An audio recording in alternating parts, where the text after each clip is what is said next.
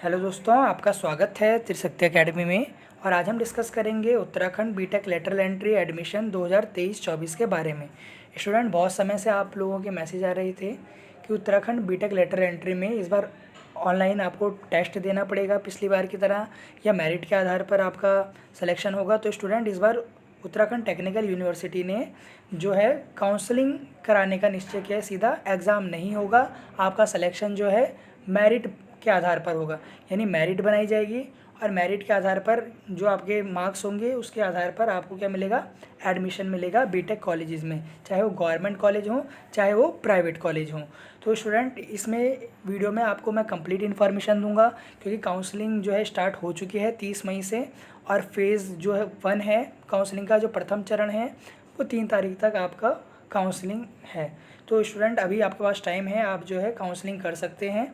और मैं आपको बताऊंगा कि क्या क्या आपको ध्यान रखना है काउंसलिंग के समय। सीट मैट्रिक्स यानी किस कॉलेज में कितनी सीट्स हैं, ये सारी चीज़ें जो है मैं आपको इस वीडियो में बताऊंगा। तो स्टूडेंट, अगर आप ये उत्तराखंड पॉलिटेक जो आपका बीटेक काउंसलिंग है, उत्तराखंड बीटेक लेटर एंट्री जो काउंसलिंग है, उसके लिए आप क्या करें, उत्तराखंड टेक्निकल यूनिवर्सिटी की साइट पर जाएं ukTech.ac.in, और वहाँ पर आप देखिए, यहाँ पर काउंसलिंग पोर्टल आपको यहाँ पर दे रखा है, देखिए इस तरीके से। और इस काउंसलिंग पोर्टल पर आप क्लिक करेंगे और अपना फॉर्म जो है आप यहाँ पर फिल करना ऑनलाइन स्टार्ट कर देंगे। अभी आपको पूरा जो है लेटर में आपको पढ़कर बताऊंगा कि लेटर में क्या क्या है, क्या क्या चीज़ें आपको ध्यान रखनी है। मार्क्स आपको बिल्कुल सही तरीके से भरने हैं। फर्स्ट ईयर के कितने मार्क्स भरने हैं, सेकंड ईयर के कितने मार्क्स भरने हैं। और अभी जो है आपकी 6 सेम के अभी एग्ज़ाम भी स्टार्ट नहीं हुए हैं, तो उसका रिज़ल्ट आप कैसे लगाएंगे, तो आप 5th सेम तक का ही जो है उसमें रिज़ल्ट लगाएंगे। जो है जो भी इन्फॉर्मेशन है मैं आपको अभी जो PDF है उससे पढ़कर आपको बताता हूँ कि उसमें आपको क्या क्या ध्यान रखना है। तो चलिए, मैं PDF जो हमने यहाँ से डाउनलोड की है वो मैं यहाँ पर पढ़ता हूँ स्टूडेंट। तो स्टूडेंट, यहाँ पर आप देख सकते हैं कि हमने PDF जो है वो ओपन कर लिया है। इसमें लिखा हुआ है, देखिए, Veer Madhav Singh Bhandari, Uttarakhand technical university, BTech एवं बी फार्मा द्वितीय वर्ष में लेटरल एंट्री के माध्यम से प्रवेश हेतु ऑनलाइन काउंसलिंग वर्ष 2023-24 की सूचना। तो यहाँ पर देखिए उन्होंने लिखा है, बीटेक सेकेंड ईयर और B pharma second year lateral entry में ऑनलाइन काउंसलिंग का कार्यक्रम निम्नवत है। यानी देखिए, जो फर्स्ट काउंसलिंग है वो 30 मई से 3 जून तक होगी, सेकंड काउंसलिंग 15 जून से 17 जून तक, थर्ड काउंसलिंग 28 जून से 30 जून तक होगी। जो सीट अलॉटमेंट है फर्स्ट काउंसलिंग का वो 8 तारीख को ही हो जाएगा, सेकंड काउंसलिंग का 22 तारीख को, और थर्ड काउंसलिंग का 5 जुलाई को होगा। और last date of select option, इस बार आपको ऑप्शन का यहाँ पर इन्होंने एक, आपको मैं अभी बताऊंगा किस तरीके से आप फ्रीज, फ्लोट या विदड्रॉ कर सकते हैं। ये भी लास्ट डेट इन्होंने दे रखी है। पहले काउंसलिंग में 10 तारीख, दूसरे काउंसलिंग में 24 तारीख, और तीसरी काउंसलिंग में 7 तारीख है। और आपको अगर देखिए आपको एडमिशन मिल जाता है, मानिए आपने काउंसलिंग की फर्स्ट काउंसलिंग में, और 8 तारीख को आपको रिजल्ट मिल जाता है कि आपकी काउंसलिंग है, मानिए 11 जून से 14 जून तक, तो आपको उस कॉलेज में जाकर वहाँ जाना होगा, आपको अपने डॉक्यूमेंट्स वेरीफाई कराने होंगे और एडमिशन वहाँ लेना होगा। ये ध्यान रखिएगा। अब कैसे आप एडमिशन यहाँ पर काउंसलिंग होगी, ये ध्यान रखिए। तो देखिए, BTech second year lateral entry एवं B pharma second year lateral entry पाठ्यक्रमों हेतु निर्धारित योग्यता परीक्षा की मेरिट के आधार पर इस बार काउंसलिंग की जाएगी। इस बार जो है मेरिट के आधार पर काउंसलिंग की जाएगी, ये ध्यान रखिए। सबसे इंपॉर्टेंट है, एग्जाम नहीं होगा, मेरिट बनेगी। अभ्यर्थियों को योग्यता परीक्षा क्वालिफाइंग एग्जाम के प्राप्त अंकों के अनुपात के आधार पर मेरिट बनाकर, यानी जिसके मार्क्स ज़्यादा होंगे उसको जो है वरीयता दी जाएगी। यदि योग्यता परीक्षा का परिणाम नहीं आया, यानी देखिए जैसे आपका फाइनल रिजल्ट नहीं आया अभी 6 सेमेस्टर का, तो उनकी मेरिट के लिए प्राप्त अंकों के अनुपात की गणना उनके पिछले वर्षों के प्राप्त अंकों के अनुपात में, यानी आपको फर्स्ट ईयर के 50% और सेकेंड ईयर के 50%, और कोई बैक पेपर नहीं होना चाहिए। ये भी यहाँ पर शर्त लगी है कि कोई भी आपका बैक नहीं होनी चाहिए, तब आपके 50% जो है फर्स्ट ईयर के मार्क्स और 50% सेकेंड ईयर के मार्क्स को आप कैलकुलेट करके जो है वहाँ पर आप अपने टोटल मार्क्स भरेंगे। ऐसे अभ्यर्थियों को प्रवेश के समय संस्थान में इस आशय का शपथ पत्र देना होगा, और आप मानिए आपको एडमिशन मिल जाता है तो आपको इस शपथ पत्र वहाँ लिखना होगा कि अभ्यर्थी डिप्लोमा उत्तीर्ण होने का प्रमाण पत्र, यानी जो आपका रिजल्ट है डिप्लोमा का, पॉलिटेक्निक का, वो आपका 30 सितंबर 2023 से पहले आपको वहाँ पर जमा कराना होगा संस्थान में। ये ध्यान रखिएगा। यानी 30 सितंबर 2023 तक आपको जो है, ये आपकी जिम्मेदारी है कि आपको वहाँ पर अपना प्रवेश आपने ले लिया है, फिर आप उस कॉलेज में 30 सितंबर तक जो है आप ये जमा करा देंगे अपना पासिंग सर्टिफिकेट कि मैं पास हो गया हूँ। और ये देखिए योग्यता क्या है, तो बीटेक लेटर एंट्री जो कि 3 साल का होगा आपका, और जो बी फार्मा है वो भी 3 साल का होगा। और सीधा सेकंड ईयर में आपको एडमिशन मिल रहा है। तो इसके लिए मिनिमम क्वालिफिकेशन क्या है, तो देखिए, तो जो डिप्लोमा वाले जिन्होंने 3 साल का डिप्लोमा किया ठीक है, जिन्होंने 2 साल का डिप्लोमा किया उनके लिए भी वो भी एडमिशन ले सकते हैं। और उसमें आपको 45% मार्क्स होने चाहिए, और 40% उनके लिए जिनके पास कोई कैटेगरी है, ये ध्यान रखिएगा, या उनके पास बीएससी होनी चाहिए, ये ध्यान रखिएगा। और प्रेफरेंस हमेशा डिप्लोमा स्टूडेंट्स को दी जाएगी। अगर आप बी फार्मा से हैं तो आपको 45% मार्क्स जो है आपको होने चाहिए डिप्लोमा में। अब देखिए, अब सबसे इम्पॉर्टेंट यहाँ पर आता है कि ऑनलाइन काउंसलिंग में सम्मिलित होने के लिए जो काउंसलिंग फ़ीस है, जो कि नॉन रिफंडेबल है, वो वापस नहीं होगी। वो 2000 रुपये आपको प्रवेश काउंसलिंग पंजीकरण के साथ वेब पोर्टल पर ऑनलाइन माध्यम से जमा किया जाएगा। यानी आपको देखिए, आप प्रवेश काउंसलिंग जो है कितने रुपये है, 2000 रुपये आपको फॉर्म फिल करते हुए जमा करने होंगे। काउंसलिंग शुल्क जमा करने के बाद अभ्यर्थी द्वारा संस्थान, फिर आप अपने जो है चॉइसेस भरेंगे। जैसे कि आपने चॉइस भरी कंप्यूटर इंजीनियरिंग पंतनगर में, इंफॉर्मेशन टेक्नोलॉजी पंतनगर में, मैकेनिकल इंजीनियरिंग पंतनगर में, अब गुरुद्वारी में कुछ ब्रांच भरी, कुछ द्वाराहाट में ब्रांच भरी। इस तरीके से आप अपने ब्रांच भरेंगे जो आपको चाहिए। फिर आपको इस तरीके से विकल्प भरेंगे आप। और इस तरीके से जिन अभ्यर्थियों भी, देखिए आप क्या करेंगे, ये ध्यान रखिएगा, ये मैंने आपको बता दिया। काउंसलिंग शुल्क जमा करने के बाद आपको प्रथम चरण में विकल्प भरे जाएंगे, उन्हें पुनः द्वितीय एवं तृतीय चरण की काउंसलिंग में विकल्प भरने की आवश्यकता नहीं होगी। अतः अभ्यर्थी को आधिकारिक विकल्प भरने की सलाह अधिकाधिक, यानी आपको ज़्यादा से ज़्यादा आपको विकल्प भरने हैं, ये ध्यान रखना है। प्रथम काउंसलिंग में यदि अभ्यर्थी को उनके विकल्प के आधार पर कोई सीट आवंटित होती है, मानिए आपको कोई सीट मिल गई, तो आपके पास 3 ऑप्शन है, एक तो फ्रीज का, दूसरा फ्लोट का, और तीसरा विड्रॉ का। ये ध्यान रखिए, ये बहुत इंपॉर्टेंट है आपके लिए। तो फ्रीज ऑप्शन में क्या होगा, अभ्यर्थी द्वारा फ्रीज विकल्प चुनने पर अभ्यर्थी को 10,000 रुपये ऑनलाइन पोर्टल हेतु निर्दिष्ट वेब पोर्टल पर जमा कराने होंगे एवं निर्धारित तिथि के भीतर आवंटित संस्थान में समस्त मूल प्रमाण पत्रों एवं अभिलेखों के साथ उपस्थित होकर अवशेष शुल्क जमा करते हुए प्रवेश लेना अनिवार्य होगा। यानी फ्रीज में आपको क्या करना होगा, फ्रीज में सुनिए, मानिए जैसे आपको कोई सीट मिल गई, मानिए आपको गुरुद्वारी में कोई सीट मिल गई, तो आप क्या करेंगे, आप उसी साइट पर, जो उत्तराखंड टेक्निकल यूनिवर्सिटी की साइट है, उसमें आपको अपनी ही आईडी पर, जो आप अभी मैं आपको बताऊंगा, आपको रजिस्ट्रेशन और पासवर्ड वहाँ पर बना लेना है। तो जब आपको सीट आवंटित होगी तो वहाँ पर आप उसको फ्रीज़ करेंगे, तो आपको 10,000 रुपये क्या करने पड़ेंगे, वहाँ पर जमा कराने होंगे ऑनलाइन ही। और आपको क्या करना पड़ेगा, जो आपको डेट दे रखी है, जैसे आपको यहाँ पर फर्स्ट काउंसलिंग में बोला है कि आपको 11 से 14 जून तक एडमिशन लेना है, तो आप वहाँ पर जाकर एडमिशन ले लेंगे।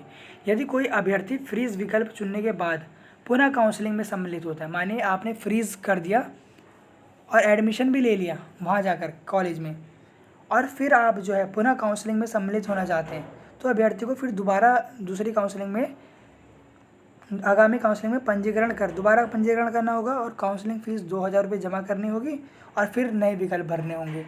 ये ध्यान रखिएगा, ये ध्यान रखना है। तो फ्रीज़ में मतलब आपको क्या, माने आपको कोई सीट मिल गई है, फिर वहाँ पर आपको क्या करना है, 10,000 रुपये ऑनलाइन वहाँ पर जमा करने हैं, और फिर आपको वहाँ पर जाकर जो है अपना डॉक्यूमेंट वेरिफिकेशन करा लेना है।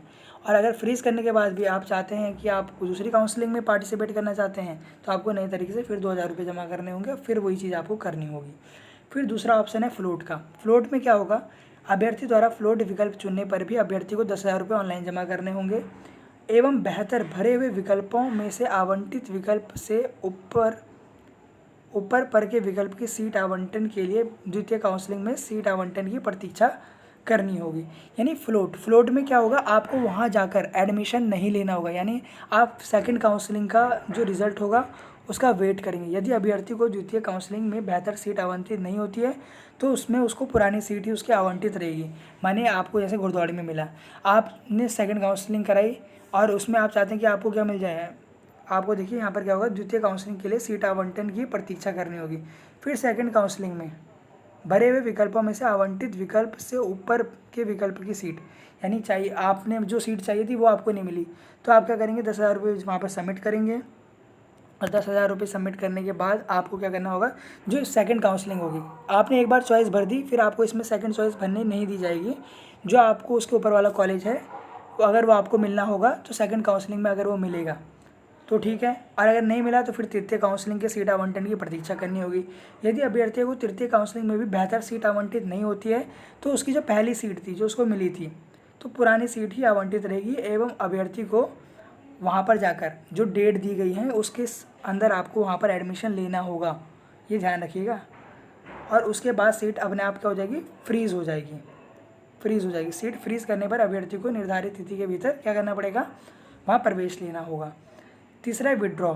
विड्रॉ में क्या होगा, अभ्यर्थी द्वारा विड्रॉ विकल्प चुनने पर वह अभ्यर्थी काउंसलिंग प्रक्रिया से भी बाहर हो जाएगा।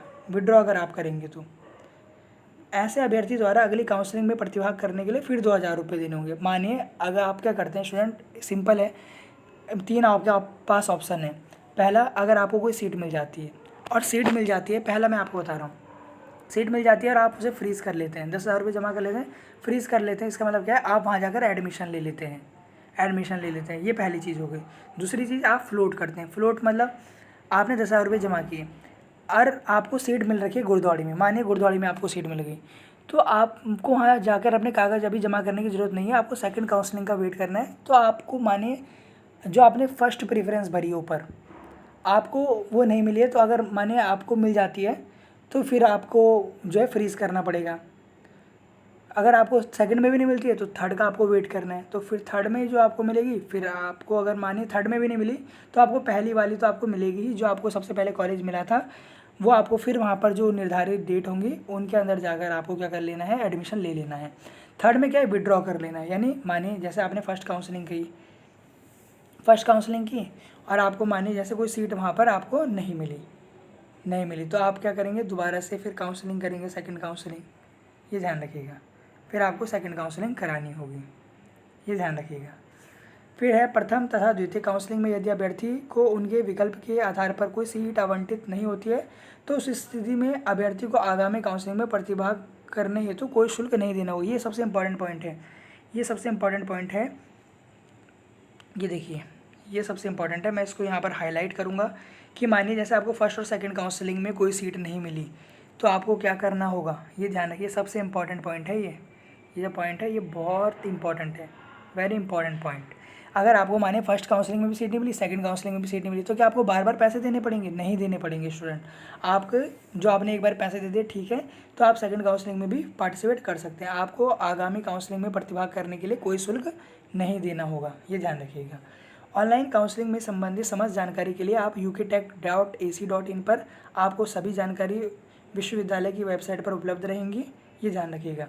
ऑनलाइन काउंसलिंग के लिए सबसे पहले आपको क्या करना है कि ukTech.ac.in पर जाना है।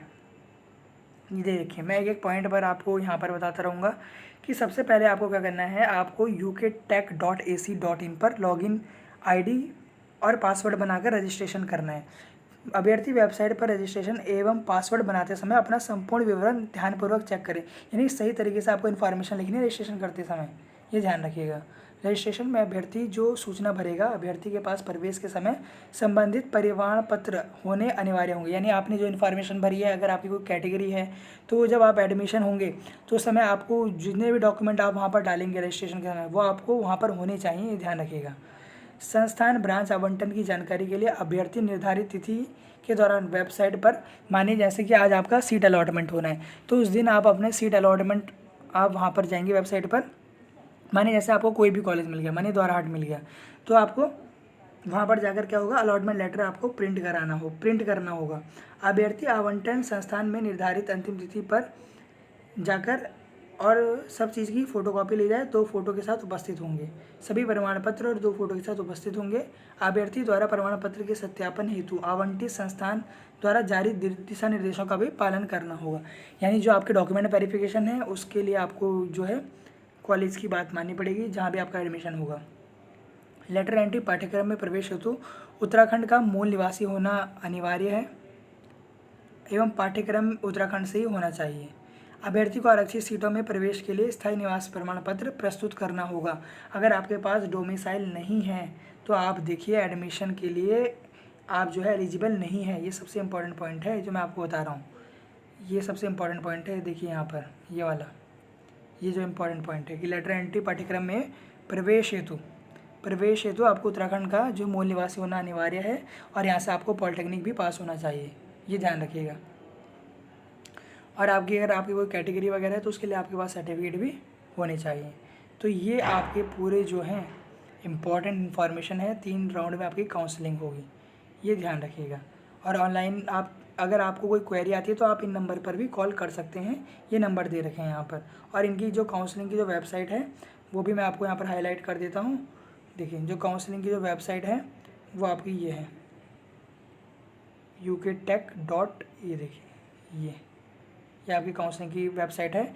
आप काउंसलिंग का एक समय है 10 से 5 बजे, 10 से 5 इसी के बीच में आप काउंसलिंग करें तो ज़्यादा बेटर रहेगा।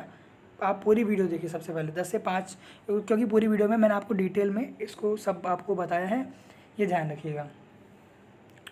और अभी मैं आपको इसके बाद बताऊंगा सीट मैट्रिक्स कि किस कॉलेज में कितनी सीट हैं। चलिए वो भी मैं आपको बता देता हूँ। रविवार एवं अवकाश के दिवसों में भी, माने अगर आप रविवार के दिन, ये भी बहुत इंपॉर्टेंट पॉइंट है कि जैसे रविवार के दिन जो आपका रविवार, जैसे संडे के दिन अगर आपको वहाँ पर सीट, आपको वहाँ पर आप गए एडमिशन लेने और संडे का दिन है उस दिन, तो उस दिन भी आपका एडमिशन होगा, ऐसे नहीं कि वर्किंग डेज़ में होगा, ये ध्यान रखिएगा।